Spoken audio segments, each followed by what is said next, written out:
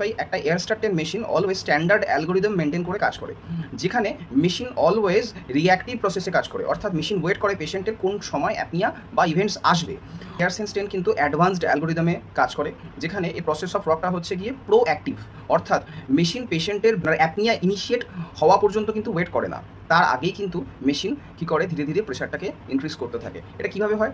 প্রতি 3 to 4 breathe ইন্টারভ্যালে 0.2 centimetre H2 অথবা 0.3 centimetre H2 করে প্রেশারটা মেশিন আস্তে আস্তে ইনক্রিজ করে।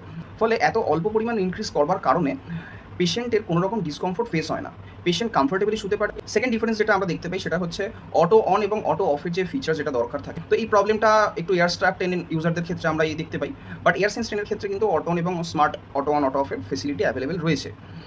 এয়ারস্টার 10 কোনোভাবেই সেন্ট্রাল অ্যাপনিয়া এবং অবস্ট্রাকটিভ অ্যাপনিয়াকে আলাদা করে ডিটেক্ট করতে পারে না। 4 নম্বর ডিফারেন্স যেটা হচ্ছে অ্যাপসের বা রিপোর্টিংয়ের একটা ফেসিলিটি পাওয়া যায়, যেটা এয়ারসেন্স 10 পাওয়া যায়, এয়ারস্টার 10 পাওয়া যায় না।